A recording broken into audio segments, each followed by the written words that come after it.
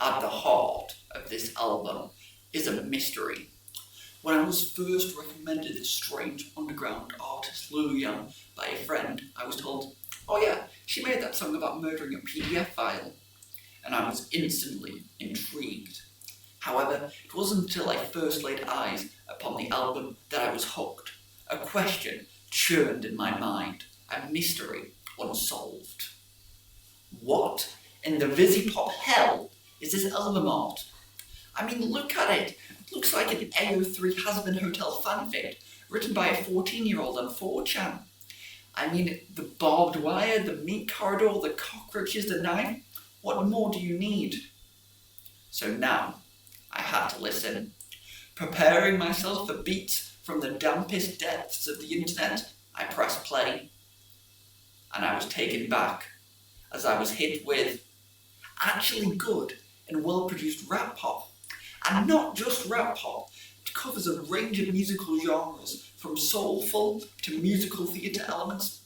They combine to deliver a range of emotions, and in a mere 6 tracks in 23 minutes, give a tour de force of LuluYam's musical abilities. So with that extended intro out the way, my name is Travis Dixon, I'm a proud musical elitist, and this is a review of LuluYam's Burnout.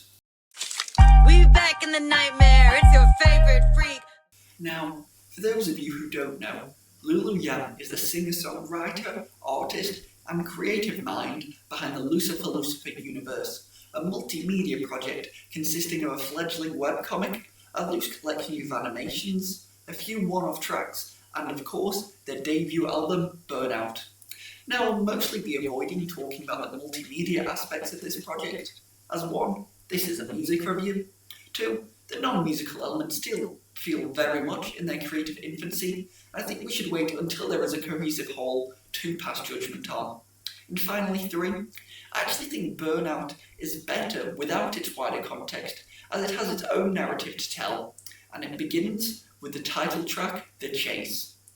Kicking things off with what is undeniably the best track on the EP, The Chase is a banger opener with a short and sweet talking intro for getting into the meat of attitude-driven rap verses that just slide so well into these soulful vocalizations, which just sound so fucking good. The simple drum beat and quiet backing woes are the only other sounds on this track, which is truly a lesson that sometimes less is more, as it gives full focus on Yam's 2 vocal styles as they are merged into a flow that's just a joy to listen to. For an artist, it's a big step to go from singles to a fully fledged project, and The Chase is absolutely LuluYam putting her best musical foot forward. Next on the track list is Yeah Yeah Yeah, which fits perfectly to what I like to call the middle finger genre. With a much greater pop focus, it's another fun and energetic listen. And while I certainly feel called out by the line, You got that shit on repeat. and it's certainly solid, Yeah Yeah Yeah just doesn't pop or stand out as much as the rest of the track list. So moving along to Divine CEO Part 2. No, wait, that's not right. Sorry. Take Control takes LuluYam's darkly sexy vibes to the forefront.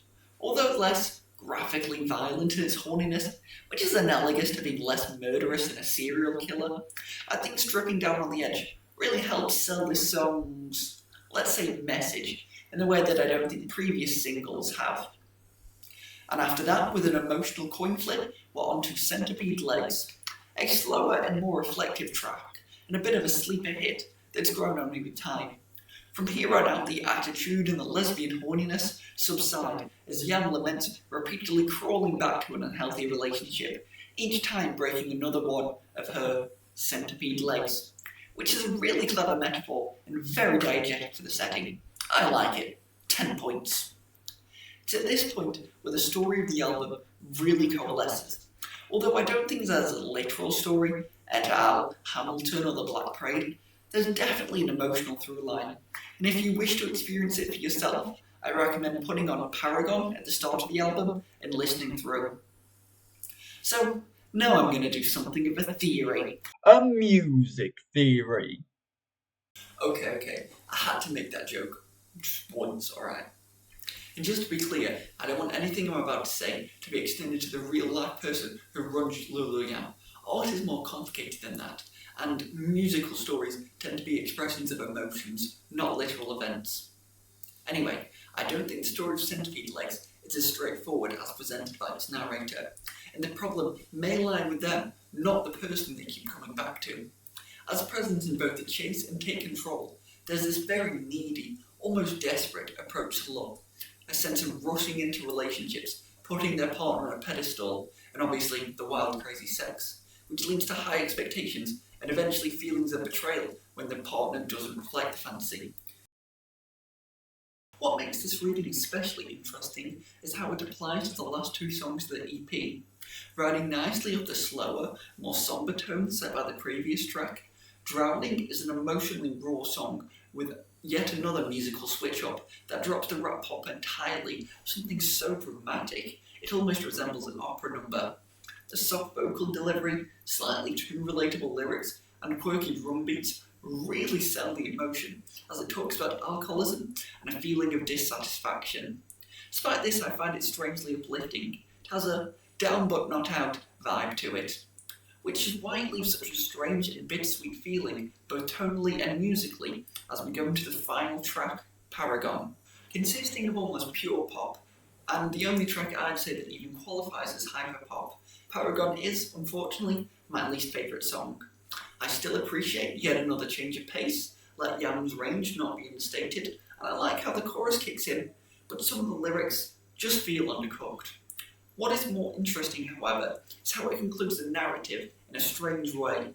Rather than addressing the issues raised in Drowning, the song follows the narrator falling completely in love with a stranger to whom they assign the importance of the divine. There's ever an argument for a through line of emotional dependency. This is it.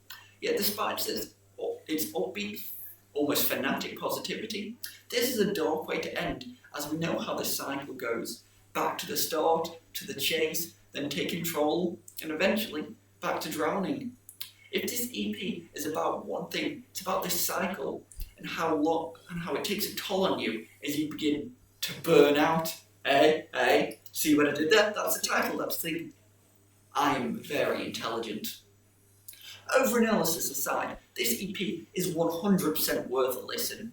LuluYam is one to watch for, and I personally am very excited to review possibly many more EPs into the future.